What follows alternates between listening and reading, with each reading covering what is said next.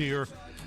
And we are joined now for a very good discussion. This is always a good discussion, always something we need to talk about and keep talking about until it's done. We have with us the director of Mississippi Ready, Leah Ferretti. How are you this morning? I am great, Dave. It's Friday, thank goodness, and I left my husband at home to tackle the children, especially the one who doesn't want to wear pants. So good luck to him and all the love for him getting those kids to school. There's always one, isn't there? God bless, right? Yeah, there's always one, but you have to explain, no, pants are kind of required when you leave the house. Also with us this morning, Dr. Katherine Pannel with Right Track Medical Group. How are you, Doc? I'm great. Thanks for having me. And good luck keeping up with Leah's energy. She's always just so perky. That is a goal that I know I will not reach, so I'm just here for the ride. Lies. That's all lies. Well, now, no, it's not lies. We have 3 different bills working through the legislature in various stages right now regarding various aspects of school choice. And one of the ones that I think doesn't get a lot of attention, everybody focuses on the money, as we tend to do. Everybody focuses on the impacts to school districts. But there is a huge impact to the kids involving school choice as well, right? Yes, sir. Absolutely. Now, let's talk a little bit about that. And specifically, let's talk about the mental aspects. Anybody that has been listening for any amount of time knows that I am a huge proponent of doing something regarding our mental health care in the state of Mississippi, which, in my opinion, is not up to snuff. We don't have what we need to have, but there are a lot of different layers to that. And one of the aspects starts at the very beginning here. School choice can play an important part in the mental health of the students, right? Yes, absolutely. So, when we think of schools and education, we always go to academics first, right? But that's not the case. We have to address children holistically. As a mom of children with learning disabilities, that is, beyond getting them on reading level or on math level, it's their social and emotional component.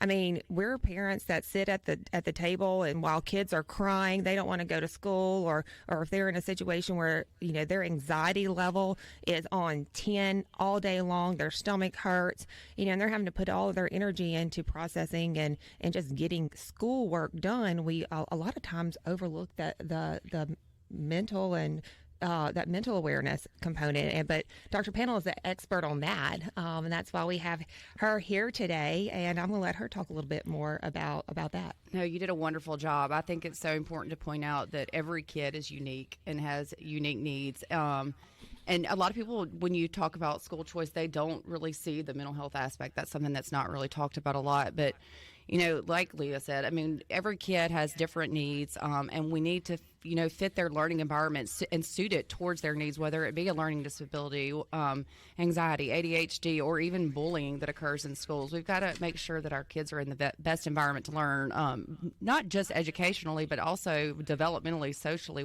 and mentally. Well, the goal of school shouldn't be just to make sure they can do well on the standardized test at the end of the year. You're trying to create happy, healthy, productive citizens. That is the end goal of education in my mind. And I think we concentrate on everything but that last part to put all of this together. And I think we're putting the cart way out in front of the horse there, because if somebody is mentally healthy and has their head in the right place, even a kid, they can accomplish a lot more than someone who is continuously stressed and overcome with anxiety. Is that a fair statement? No doubt. Very fair. And I think people need to focus on the fact that these years that these children are in schools when their brain is developing, these years are critical to their development as humans. So you're right. We have to make sure that they are well taken care of in these years. They learn the coping skills. They learn how to become healthy little adults when they get out of school. And that, now, I want to make sure, and I want to pull something out you just said there about learning the coping skills. We're not talking about making it an easy, perfectly smooth ride for everybody, because that's impossible. You're dealing with other human beings. It's never going to be that way. Sometimes there's going to be a kid in class that doesn't have his pants on. So You have to. It may be a Ferretti child. It's the goal shouldn't be to make it easy and to do away with the obstacles. The goal should be to equip them with the tools they need to overcome those obstacles and deal with them in a way that, well, to be frank, doesn't mess them up for life, which can happen, right? Yeah, you're right. There's no world that we can live in that is going to be stress-free. So we have to teach these kids that stress is a normal part of life, and it's how you cope and how you handle stress. That's what we have to be teaching kids, is how to manage the stress, because there's not going to be a time where there is absolutely no stress. So they've got to learn early on how to deal with it. Well, and that's it. We're trying to prepare people in the very beginning stages of life how to deal with being an adult. And Leah, talk about it for just a second here. That's a hugely important thing that I don't think we put nearly enough time on. It seems like, and correct me if I'm wrong here, it seems like all of the focus with school-age children is on achievement. That's it. Yes, and and like you said, it is so taboo. And I was telling Dr. Pannel earlier, we don't want to talk about it because mental health is not fun. It's not fun. It's not sexy. In the past, I think a lot of shame has been put on that, and that's not the real life situation that these families are dealing with. Take my own family, for example. We were in a school where it was great academically. Absolutely. I'm like, but my child wasn't getting the simple services that he needed. Therefore, he didn't want to go to school. It was a battle for him every day. He was embarrassed in front of his peers. And what do you do? What do you do when a parent doesn't have a choice? So school choice just opens those barriers. It removes those barriers to allow families who know their children best, not just in academics, but beyond, that you want them to be happy little adults when they grow up. So parents know what's best for children, and they should absolutely be in the driver's seat and have control over which environment best fits their children's needs. Well, to me, school choice boils down to one simple thing. Who knows kids the best, their parents or the state?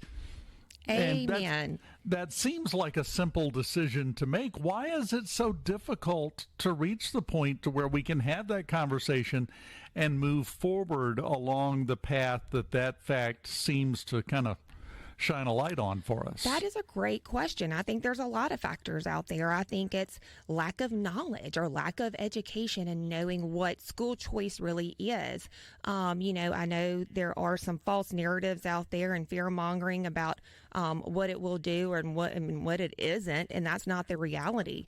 Ask any parent who has utilized school choice, and they're not going to tell you anything negative by any measure. They're going to speak its praises and how it probably saved their family and saved their child from becoming a statistic. And money and egos. I think that has a lot to go, that goes along with it as well. And like you said, nobody knows their child better than the parent, because I promise you, the state and the government doesn't know how to educate or knows my children and what they need specifically more than me. Well, let's put it in terms, because when you're trying to sell something, you have to make it important to the person you're selling it to. You have to put it in terms that they will understand. Happy, healthy students do better on standardized testing, which means more funding, guys. Right? Great point. And I don't think we really pay attention to that because we tend to be very resistant to change in general. And when I say we, I mean the human race at this point, let's be honest. But change is good. Yes, it is. If you look at the surrounding states, we are an island, and it reminds me of when Hurricane Katrina came and the media identified us as the landmass in the middle, and Mississippi wasn't even recognized, right? So that's where we are with school choice. We have really take a step. We moved forward early on, and then we're like, you know what? We're going to pump the brakes and let's just see what everybody else does. Well, guys, everybody has passed us at light speed, and here we are, the landmass in the middle. But I am very hopeful and very positive because parents are like, hey, if this works for my neighbor, it can work for me. No, I think you're exactly right. Can you guys hang on through the break? Yeah. I want to talk about these bills. We've got 3 of them. that are at various stages, as I said. And I want to get your opinion on what we need to do in a perfect world. You find you go down to the Gulf Coast. You're in Gulfport. You're walking on the beach. You find that genie bottle and rub it, and you get your wish. What would you like to see happen in the state of Mississippi when it comes to school choice? We'll do that when we come back. Leah Ferretti, Dr. Katherine Pannel, and what's his name here on Mornings on SuperTalk Mississippi. Keep it here. Welcome back. Mornings on SuperTalk Mississippi. Dave Hughes here in studio with us. The director of Mississippi Ready, Leah Ferretti, and Dr. Katherine Pannel with Right Track Medical Group. We have three different bills that are making their way through the process. House Bill 1432 was referred last week to the Senate Education Committee, dealing with some of the basics of school choice and some of the things that can be done. We have a bill that deals more with special needs students. That's House Bill 1078. And then one to kind of clarify how much permission somebody has to get to move from one school district to another. Any thoughts on any of these? Are these steps in the right direction, do you think? Absolutely, they are. So when we think of school choice, we think of I think of little pockets or little buckets. So you have public school choice, you have private school choice, and you have charter school choice.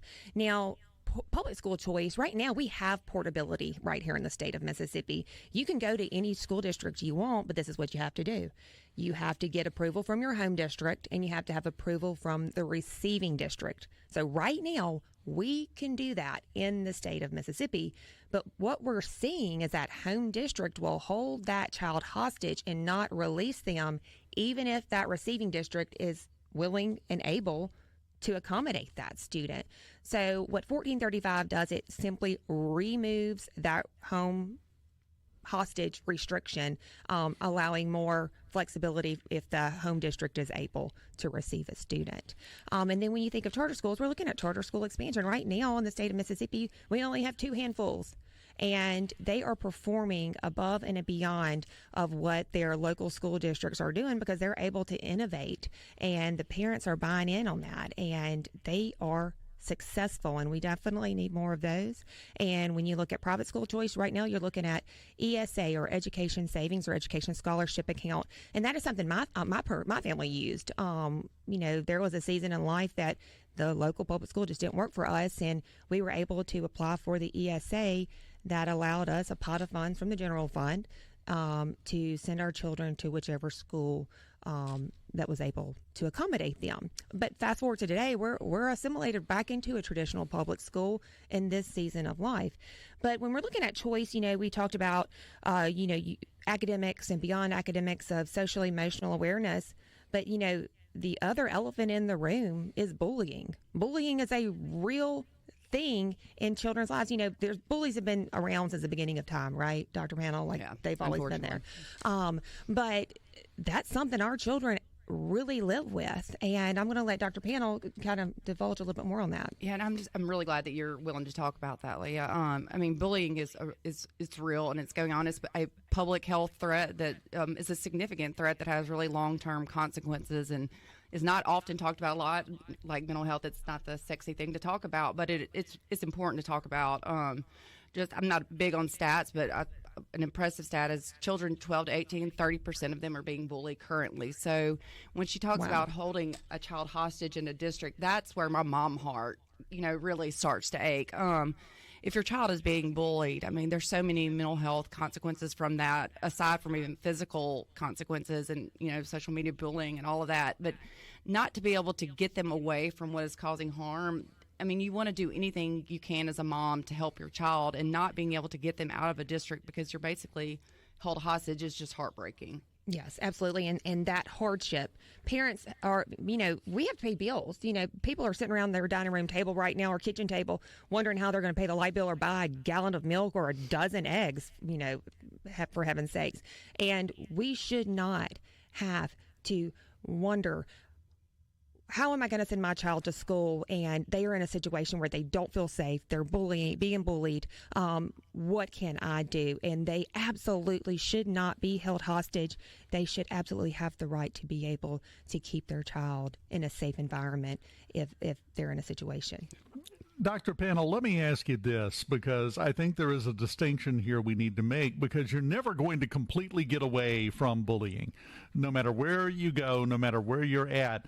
But this is part of that. Yeah, you mentioned that it's an unsexy topic. Nobody likes to talk about this kind of thing. That's where progress happens, is when we start talking about the unsexy things, That's right. things that makes everybody get a little cringy and a little uncomfortable when it comes up.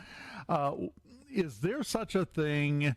Not necessarily the correct term for it, but I'm going to use this as an acceptable level of bullying that, well, that's just going to happen. There's no way to get it bullying free. Well, so, I mean, kids are going to be kids, and all kids can be mean at times, and their frontal lobe is not fully developed, so they say things that they don't mean a lot of times. And I've dealt with this with my kids too. I mean, sometimes you have to just teach them to just ignore it and walk away. I mean, that's a healthy coping mechanism. But when it gets to a point where your child is fearing for their life, or fearing that they are going to be physically harmed, or if it starts impacting other areas of their life where they can't eat, or they're having nightmares at night, just basically that overall sense that they're not safe. It's time to look at ways to remedy the situation. I think that is not something that we need to teach them to cope with or to work through. We've got to find solutions at that point. Yeah, I spoke to a parent last week whose child is afraid to go to the bathroom during the school day because last time he went to the bathroom, he was jumped and attacked, and it was actually put all over Snapchat and social media. And that children should be able to go to the bathroom when they're at school. You know what, Leah, we're going to get off topic just a little bit here for the last second, because Dr. Pannel's eyebrows twitched when you said the word social media, which I totally understand, Dr. Pannel. I know that could be a whole problem. other segment too, is with social media. Yeah. Yeah, that could be the rest of the show, to be honest. But that contributes to this kind of problem. They're attacked from all directions, and the more of a respite we can give them from some of this, the better off they're going to be, and especially in school, right?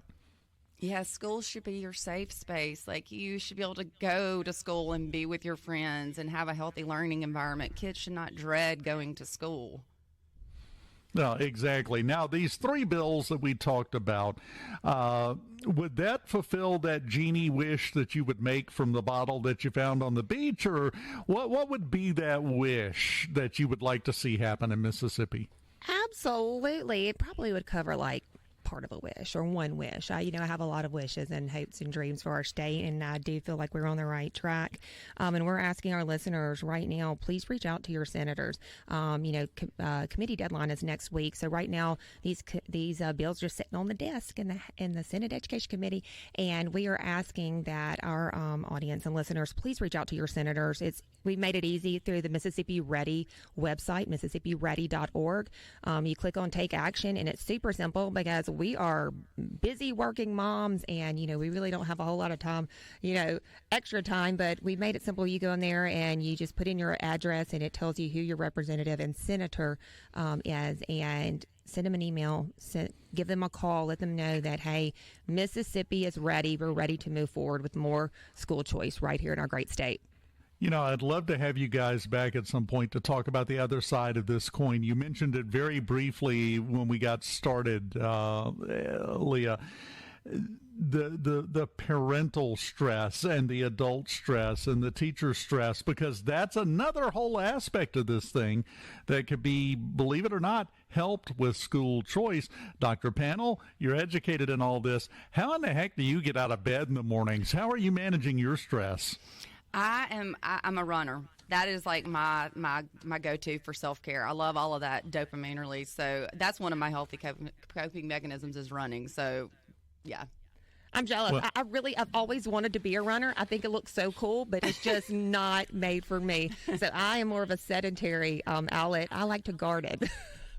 Once I became an adult, the one time that I went running, the bear got distracted by something else and I stopped. That's it. That's what it takes to get me running, because I am, fundamentally, I'm a lazy person. You get right down to it. Leah Ferretti, Director of Mississippi Ready, Dr. Katherine Pannel with Right Track Medical Group. Any final thoughts from either one of you? I'm asking everyone to call their senator, email your senator, go to Mississippi Ready's website. We made it easy. Let them know we are ready to take charge for our children's future. Yeah, and for me, parents make the best advocates for their children. They know them the best, and to just be loud, keep advocating. Be the squeaky wheel. There you go. She did not say be a jerk. I want to make sure that we put that clarification in. Absolutely not. Positivity breeds positivity, right? Like, negativity will get you nowhere, guys. So, yes, always be positive. Now, at some point, sometimes forceful positivity comes into play, but still, you can be positive while you're making your point strongly known. I appreciate you guys coming in here. Like I said, we got to have you back, because I could do the entire 3 hours on this topic and related topics. And Dr. Pannel, we could do a 3 hours just on the psychology part of all of this. I have no doubt. Just tell me when. So thank you so much, both of you, for being here. We continue with mornings on SuperTalk Mississippi next. Keep it here.